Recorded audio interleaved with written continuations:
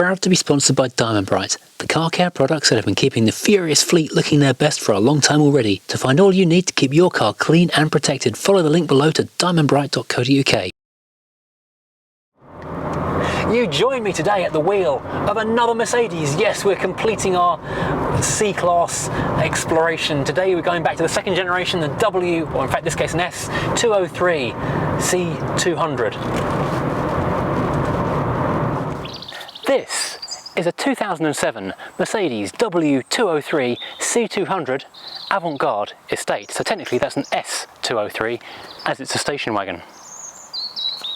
The SW, or C in coupe form, 203 was the second generation of the C-Class.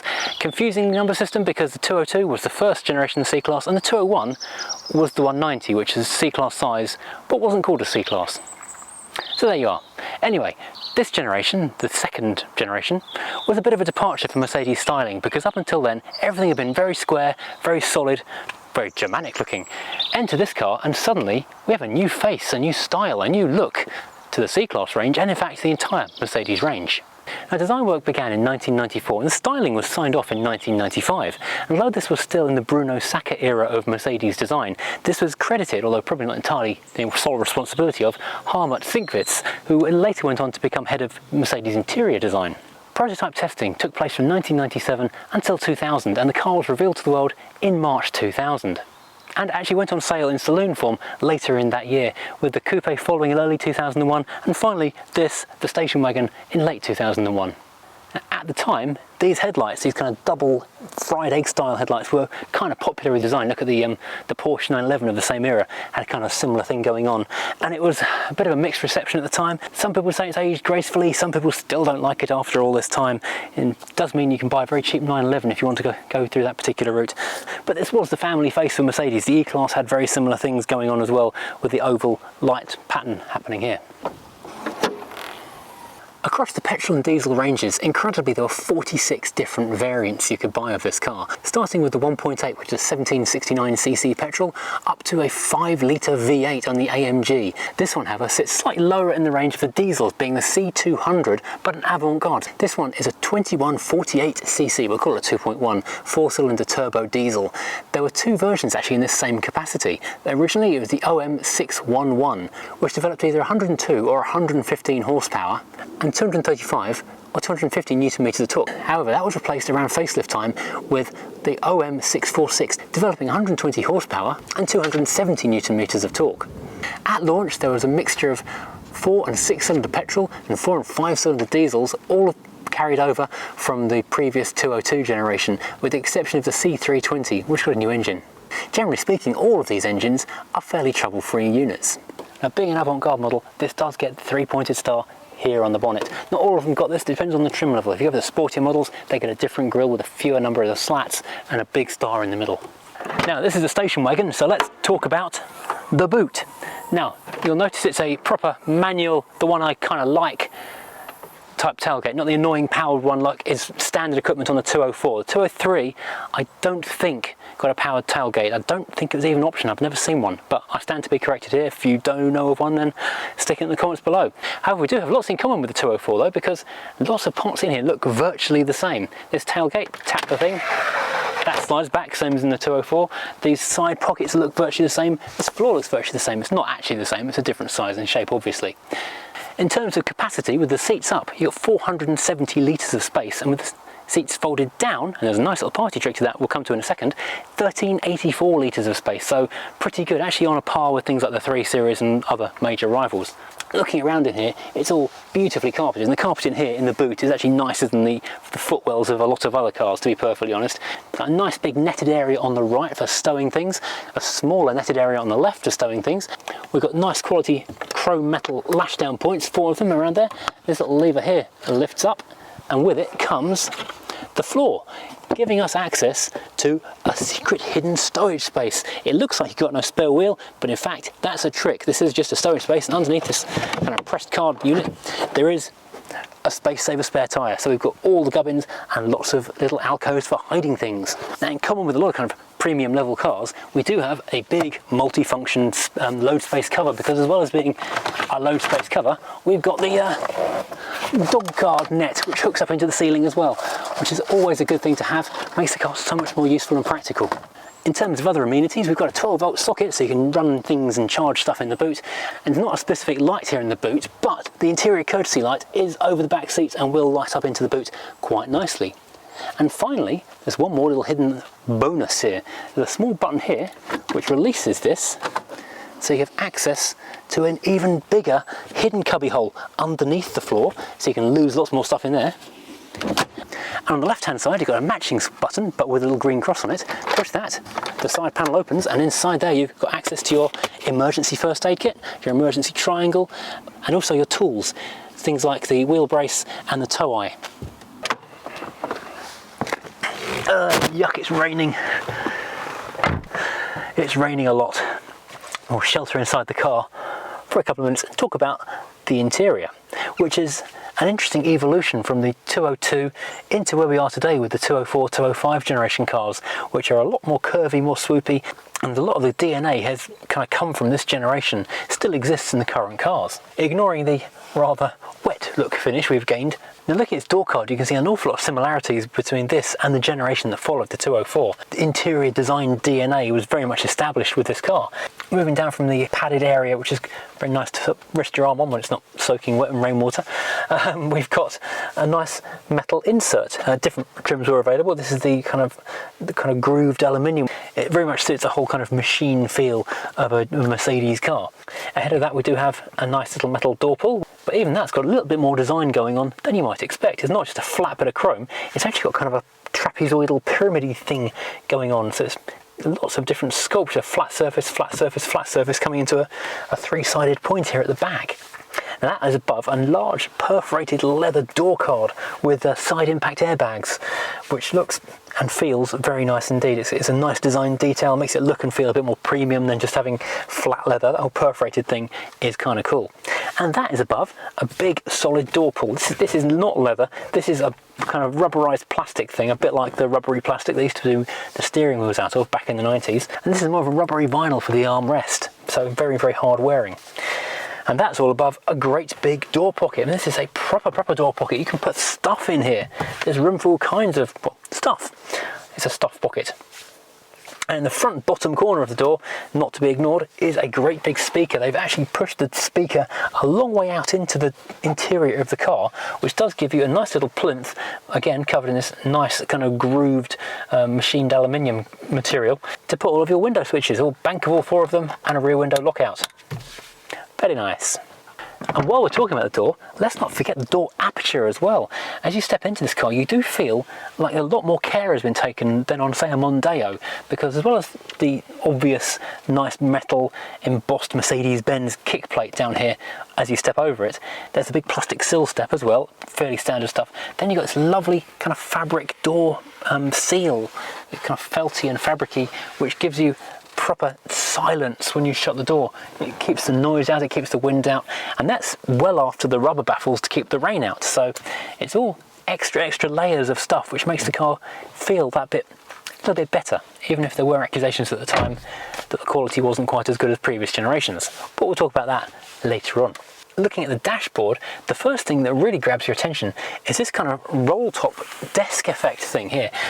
Now it starts and finishes in left and right corners with a little round air vent. It's a nice little curvy end to this whole great big curvaceous swooping thing. So your airbag on the left hand side, or the right hand side in a left hand drive car, is inside this big kind of roll of elephant hide and the big round air vents.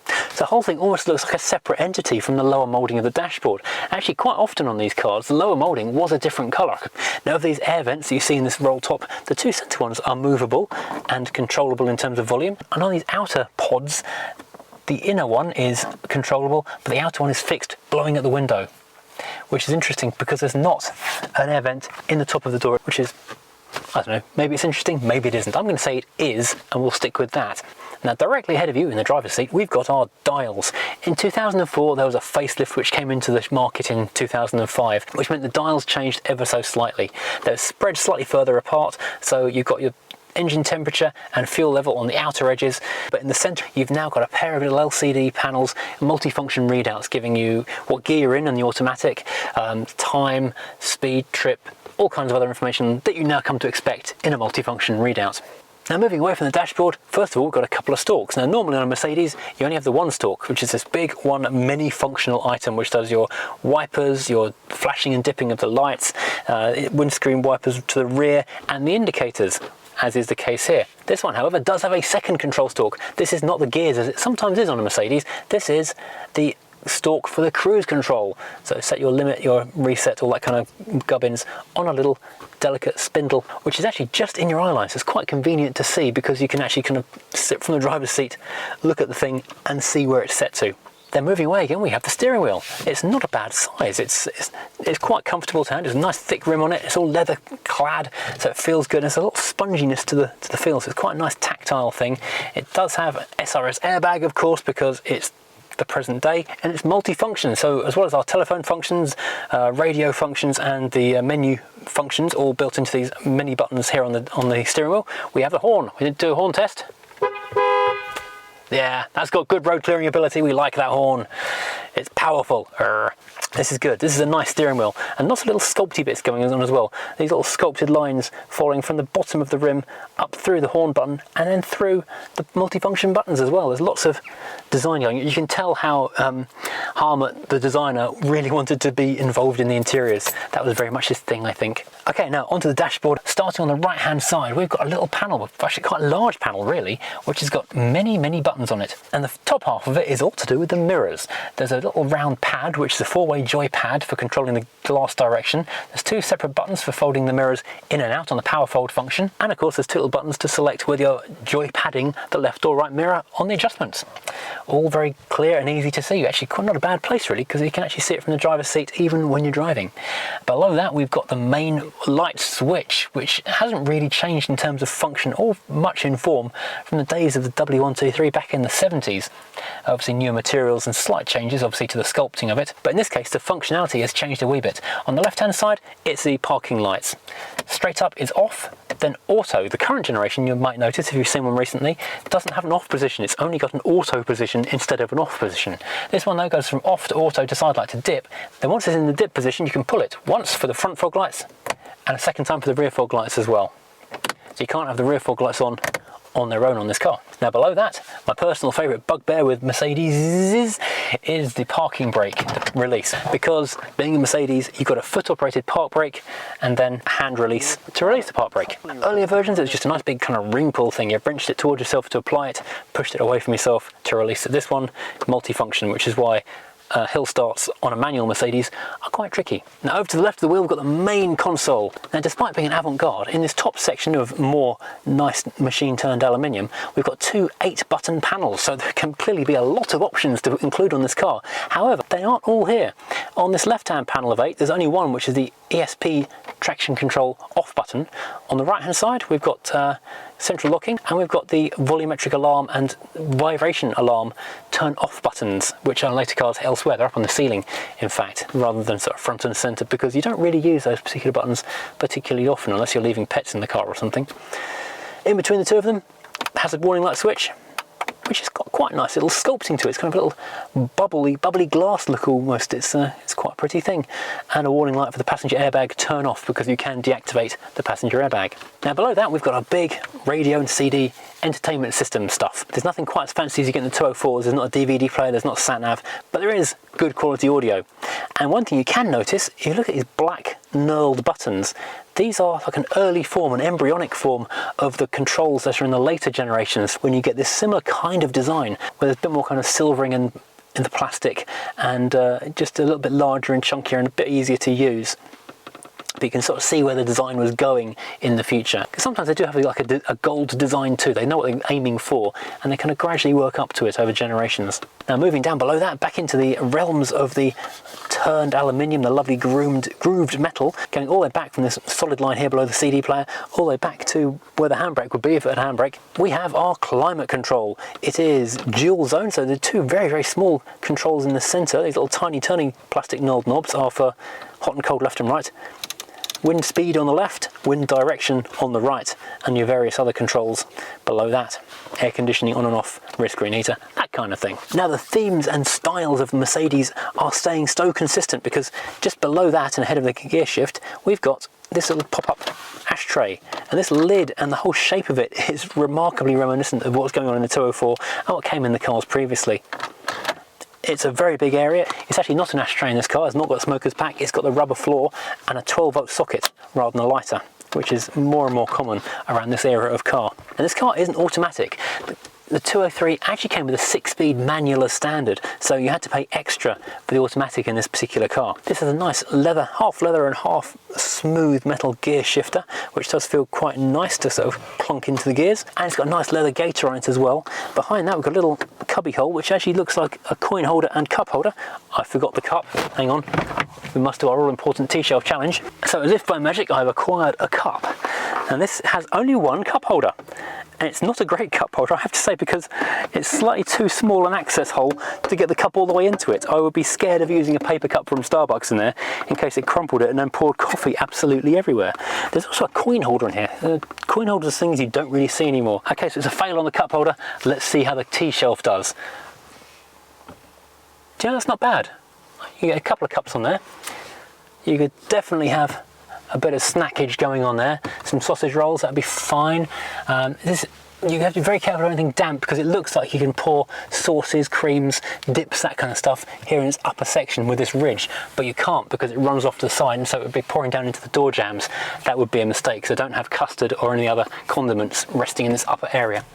That's an important thing. So I'm going to give this, I don't know, 0 on the cup holder, but a 4.5 on the T-shelf.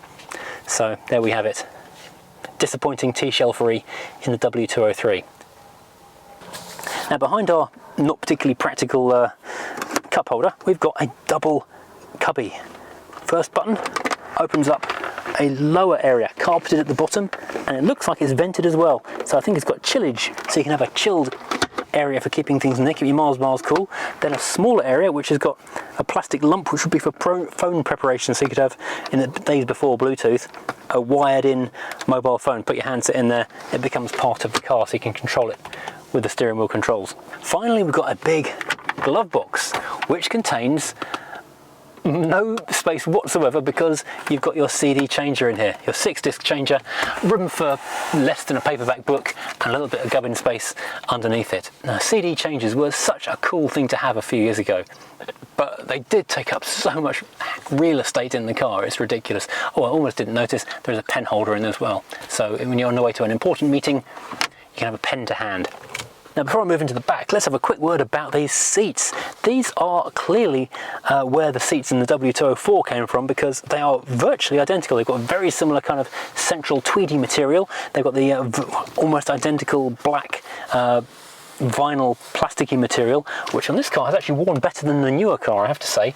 They feel very similar to sit in. They're slightly buckety, but being an avant-garde, it's not very sports orientated, it's more comfort orientated, and typical of many German cars, the forward backshifter setting is on a mechanical lever, so you just slide back and forth, but your pitch, recline, that kind of stuff is all on the electric buttons.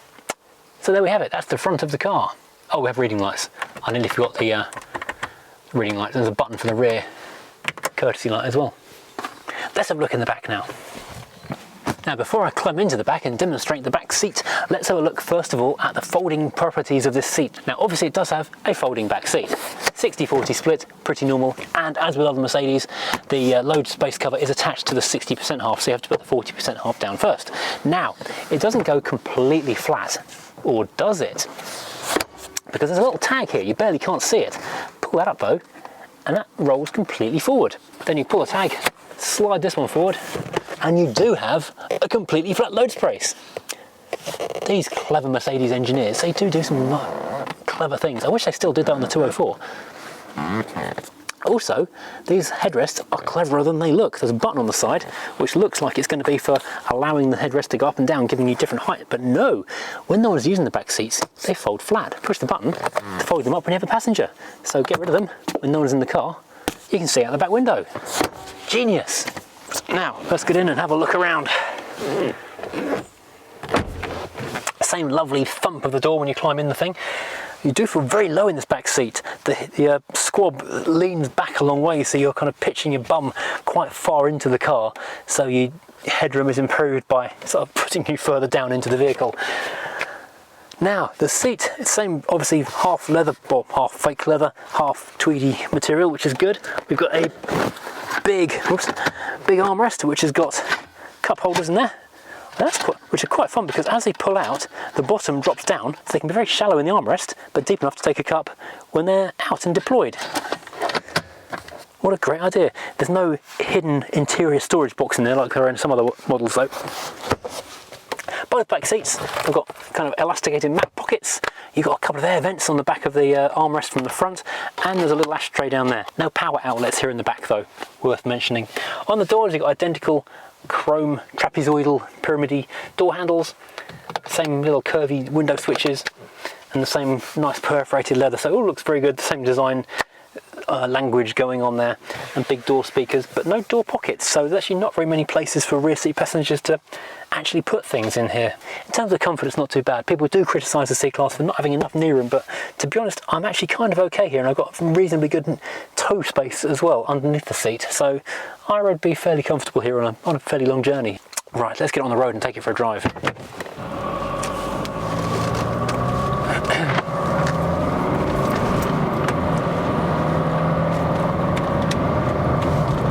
Behind the wheel of this car, even though it's a different generation, it does feel so familiar as an owner of the following generation. So much of it is just really the same, even though it's an automatic and a slightly different engine. Things like that, just tap the end of the control stalk for a flip of the wipe, is just like being at home really.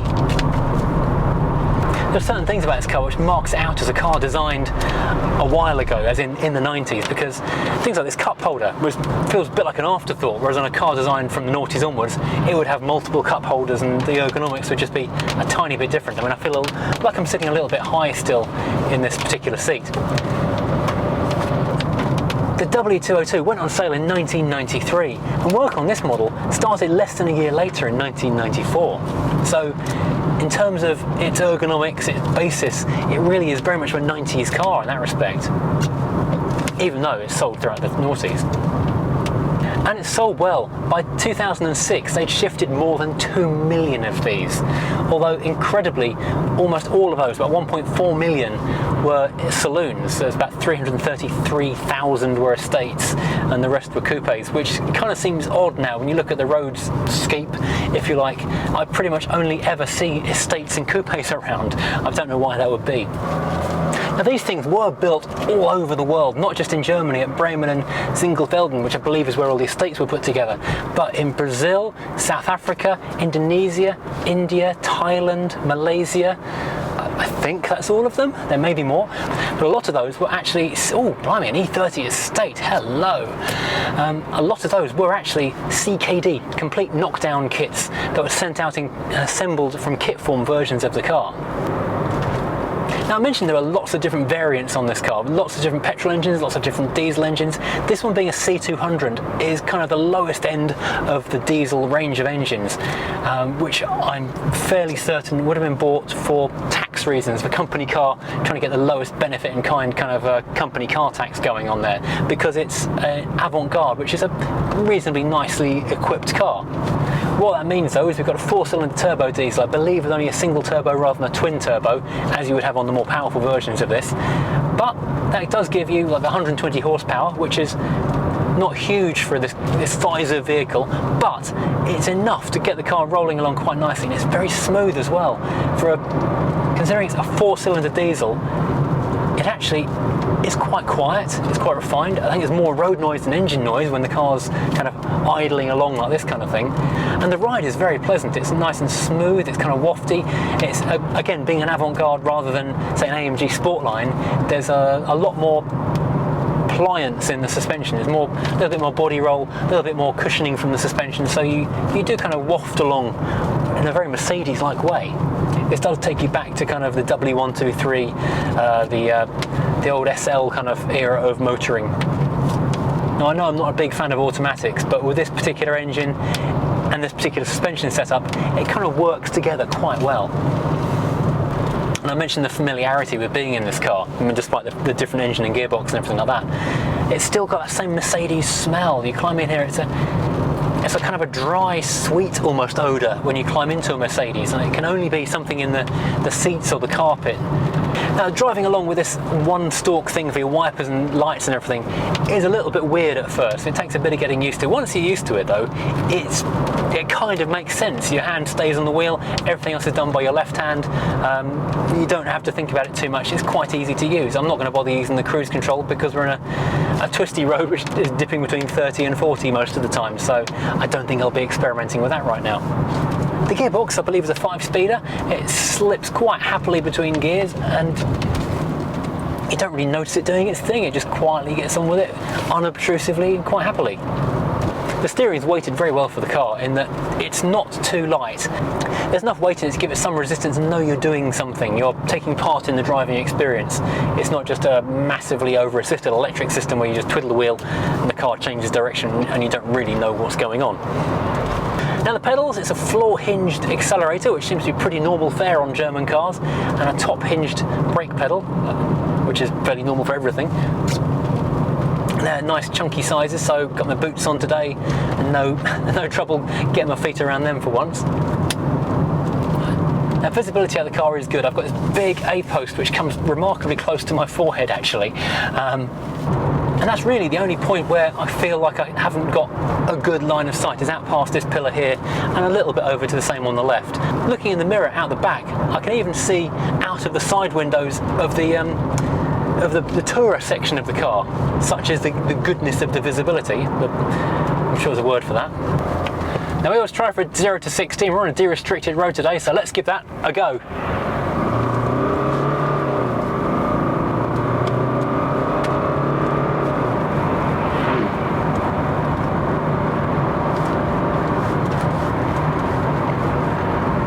Well, it's more of a rapidly increasing waft rather than devastating acceleration, but that's what the car is. It's a nice car to enjoy, to waft around in. Doing 50 miles an hour, there's nothing behind us. Let's hit the brakes hard and see what happens. Yeah, that's pretty good stopping power. Obviously we've got ABS, we've got disc brakes all round. The car's not massively heavy, so the car does stop, I won't say on a sixpence, but it's pretty close to it, maybe a tenner.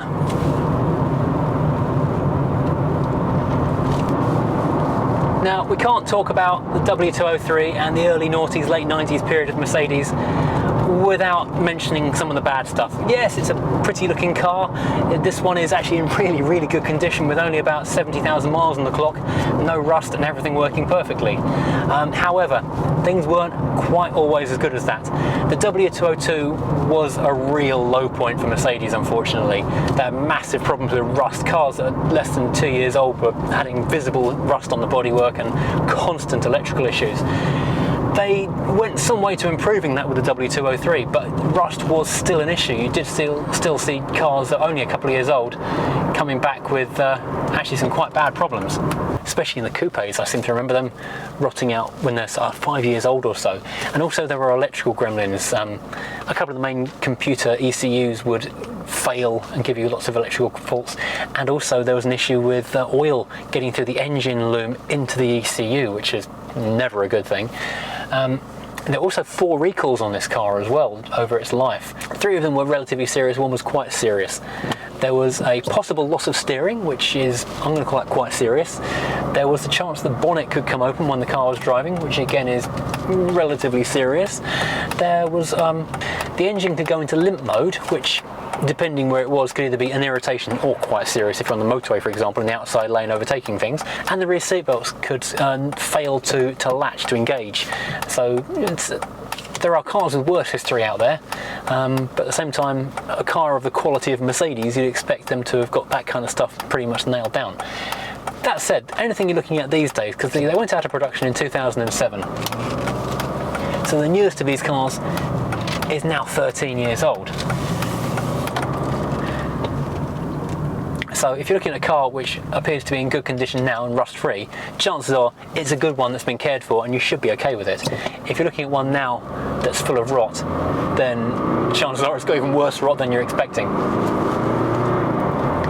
But even though I know there are inherent faults in the 203, not as many as in the 202 admittedly, but you can still feel kind of the Mercedes quality underneath, the bang of the door, the quality of the leathers in the leather of the steering wheel, the way the dashboard after 13 years doesn't rattle. That's always a good indicator that you've got a decent car, when the car just can go over bumpy roads like this and not have an issue. And it all works really well. You just kind of waft along, it glides over the bumps, absorbs them and soaks them up quite nicely. I mean, it's not got the big sports wheels, it's got the slightly smaller comfort wheels. I do like the tinted glass they've used in this car. This is a random thing out of nowhere. But when you walk up to the car, you can see it's got blue tinted glass, which looks really, really cool. And looking out in these rear mirrors, they've got a slight brown tinge to them. Now, this is a 2007 car, so everything on it is obviously post-facelift. Most of the changes you see on the facelift were cosmetic. Exterior, different bumpers front and back, different lights, or very slight change to the lights front and back. And the interior, the materials improved quite a lot to address a few quality issues on the early cars. And as I mentioned earlier, the dashboard, the dials changed to make room for the multifunction readout.